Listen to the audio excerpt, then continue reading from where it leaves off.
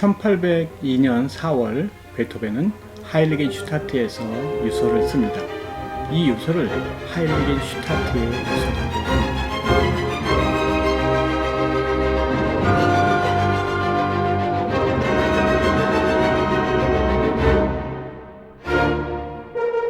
기꺼이 나는 죽음 앞으로 나아간다.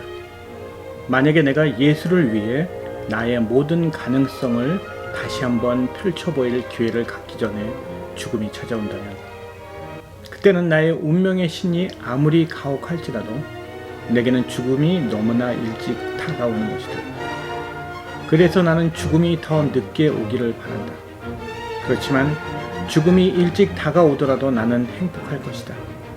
죽음은 나를 끝없는 고통에서 벗어나게 해주지 않겠는가. 언제든지 오너라. 나는 용감하게 내 앞으로 나서련다. 안녕. 내가 죽더라도 나를 완전히 잊지는 말아다오. 나는 너희들에게 그것을 요구할 권리가 있다.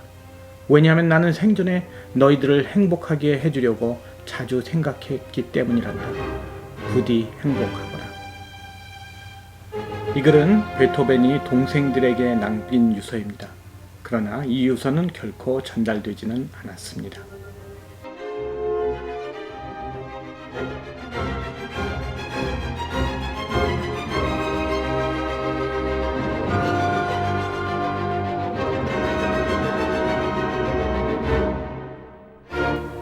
베토벤은 1770년 독일 본에서 태어납니다.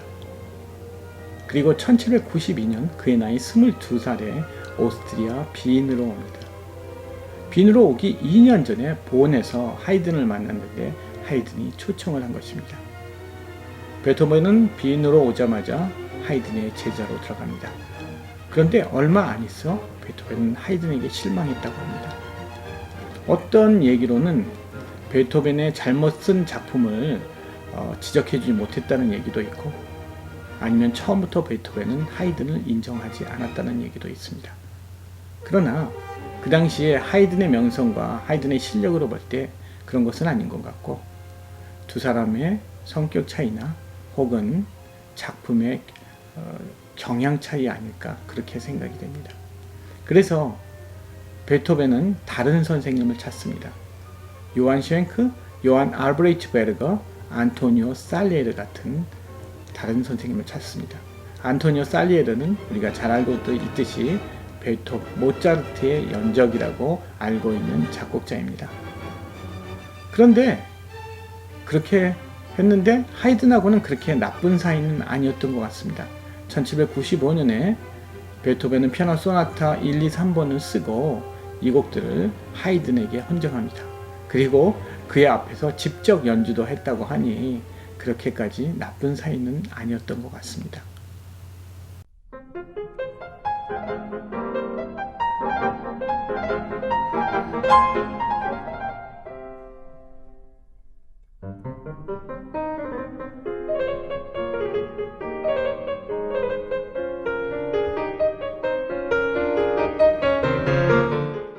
이렇게 작곡 공부를 계속하면서 피아니스트로도 활동을 합니다. 그 당시에는 살롱 연주가 유행이었는데 살롱 연주에서 그는 피아니스트로 점점 명성을 날리기 시작합니다. 특히 즉흥곡을 잘 치는 피아니스트로 명성을 얻기 시작하죠. 그러면서 베토벤은 계속 작곡 공부를 하고 1796년에 연주 여행을 떠납니다. 프라하, 드레스덴, 라이프치히, 베를린을 경유하는 연주 여행이었습니다. 이것은 모차르트가 했던 연주 여행을 흉내낸 것이라고 볼 수가 있겠죠. 왜냐하면 모차르트가 연주 여행을 하면서 그의 명성을 쌓았기 때문입니다. 그리고 그 해에 다시 빈으로 돌아왔는데 다음 해에 베토벤은 장티브스로 굉장히 고생을 합니다. 그런데 문제는 장티브스가 아니라 서서히 그의 청력에 문제가 생기기 시작한 것이죠. 그리고 베토벤은 그것을 자각하기 시작합니다. 그러나 그때까지는 그렇게 그의 청력이 심각하지는 않았던 것 같습니다. 그는 그때 교향곡 1번, 2번, 현악사중주, 월강 소나타 같은 곡들을 작곡합니다. 그런데 그의 청력의 문제는 점점 더 심각하게 나빠집니다. 의사는 그런 베토벤에게 시골에 가서 요양을 할 것을 권유합니다. 그래서 베토벤은 하일리겐슈타트에 가서 요양을 합니다. 처음에 베토벤은 금방 회복되리라 믿었던 것 같습니다. 그러나 시간이 가면 갈수록 더 악화되는 것입니다. 그래서 베토벤은 좌절하죠. 왜냐하면 빈에 와서 이제서야 비로소 피아니스트로서 그리고 작곡자로서 서서히 명성을 얻으려 하는 이때에 그의 귀에 문제가 생기기 시작한 것입니다. 한번 생각해 보십시오. 작곡자가 귀가 들리지 않는다는 것이 얼마나 큰 문제이겠습니까? 화가가 눈이 보이지 않는 것과 거진 같은 것이겠죠. 그래서 그는 그곳에서 하일리겐슈타트에서 유서를 씁니다. 그리고 죽을 결심도 했겠죠. 그런데 그는 죽지 못합니다. 왜 그러냐면 그의 재능과 그의 음악적 꿈이 악화했기 때문이죠. 그래서 그는 유서는 썼지만 죽지 않고 다시 돌아옵니다. 그런데 정말 아이러니하게도 그는 그때 하일리겐슈타트의 유서를 쓰고 나서 비로소 베토벤 스스로의 음악을 찾아가기 시작합니다. 그 이전까지는 하이든이나 모차르트와 비슷한 음악을 작곡했었는데 그 이후부터는 자신만의 색깔의 음악을 작곡하기 시작한 것이죠.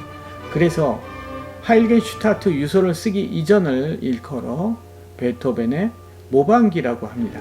그리고 나서 하일리겐슈타트의 유서를 쓰고 나서를 베토벤의 전성기라고 하는 것입니다. 그리고 나서 그는 1803년 심포니 3번을 작곡합니다. 영웅 파이오니어이죠. 심포니 3번은 그 이전에 작곡했던 1번, 2번과는 그 규모와 내용이 상당히 다른 곡입니다. 그 후 베토벤은 1807년에서 1808년 사이에 우리가 너무나 잘 알고 있는 운명교향곡을 작곡합니다. 이 곡은 3번보다 더 한층 베토벤적인 스타일에 더 다가간 곡이죠. 그리고 음악사적으로도 굉장히 중요한 곡입니다. 그런데 베토벤은 왜 이 곡을 1807년에 작곡했을까요? 사실 베토벤은 1803년에 이미 5번 운명교향곡을 작곡하려고 스케치까지 해놨습니다. 그런데 그는 1803년에 요제핀의 폰다인 백작 미망인과 사랑에 빠지죠. 그래서 잠시 작곡을 멈췄다가 1807년에서 1808년 사이에 운명교향곡을 완성합니다. 이 곡은 가장 베토벤스럽고 음악사적으로도 아주 중요한 곡입니다. 그럼 대체 무엇이 그렇게 베토벤적이고 무엇이 음악적으로 그렇게 중요한 것일까요? 많은 부분이 있지만 두 가지를 얘기하려고 합니다. 첫 번째는 모티브의 확장입니다. 이 말이 무슨 뜻이냐 하면 베토벤의 음악은 아주 짧은 음악적 동기가 먼저 나오고 그 동기가 계속 반복하면서 주제를 만들어가는 것입니다. 심포니 5번의 1악장을 한번 들어볼까요?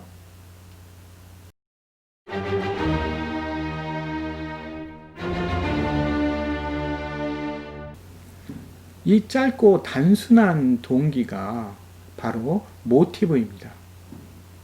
심포니 5번의 1악장은 이 모티브가 계속 반복하면서 이 모티브가 계속 반복하고 확장되면서 곡의 전체를 이끌어갑니다. 그리고 곡의 전체로 확장됩니다. 1악장을 들어보시면 이 1악장은 이 모티브가 나왔다 다른 것으로 갔다 모티브가 나왔다 다른 것으로 갔다 이렇게 반복하면서 곡이 진행되고 있는 것이죠.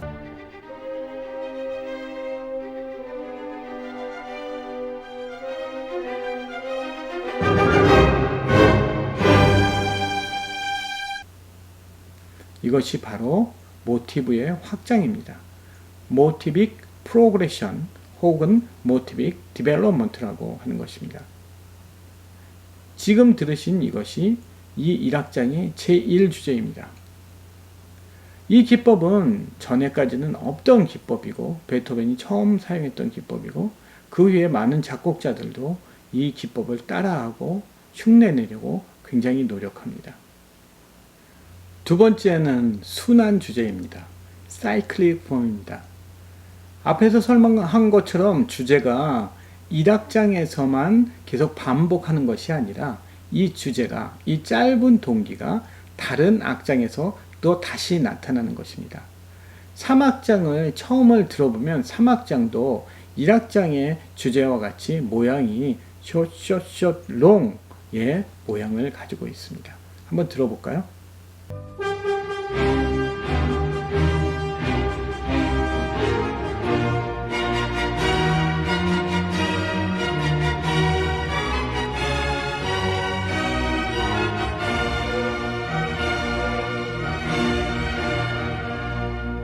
삼악장의 주제도 역시 숏 롱입니다. 물론 박자와 속도는 다르지만 그 모티브의 모양은 똑같은 것이고 이것은 1악장에서 온 것입니다.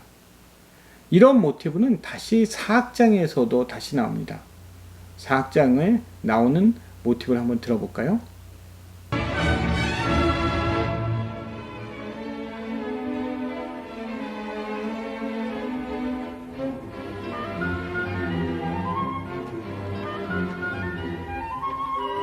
이 멜로디는 4악장의 제2주제입니다. 역시 모양은 숏 롱의 모양입니다. 또 더군다나 3악장의 주제가 그대로 4악장에서 다시 나오기도 합니다.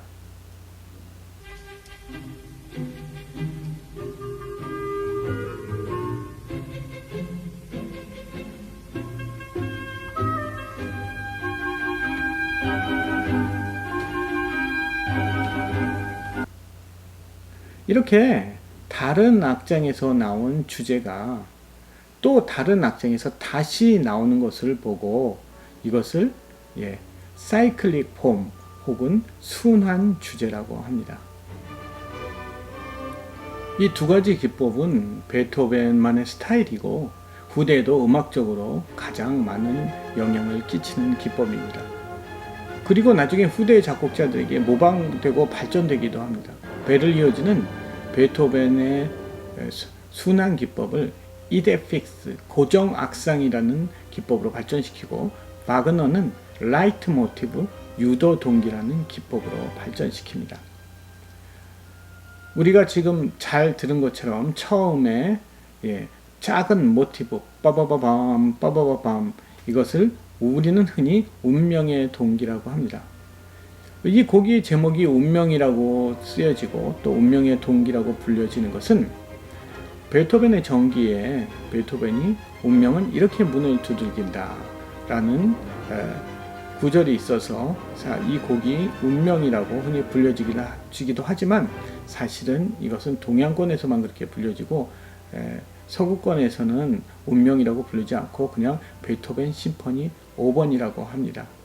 그런데 운명이라고 불려지는 이유는 바로 그 베토벤 정기에 나오는 한 구절 때문이죠.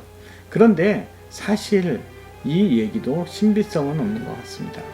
베토벤의 제자였던 체르니는 그렇게 얘기하지 않고 그 운명의 동기는 바로 딱따구리가 나무를 쪼을 때, 나무를 그 부리로 막 쪼을 때 나는 따따따따 여기에서 그 동기를 발견했다라고 얘기하기도 합니다.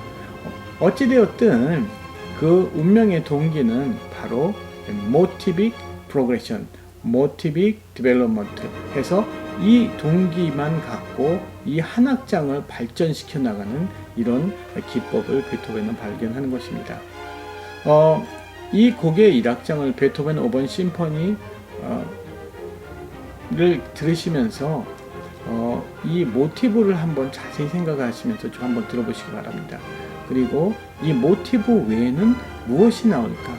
한번 이렇게 귀 기울여서 들어보시면 이 모티브와 다른 것과의 연관관계가 좀 잘 들리실지도 모르겠습니다.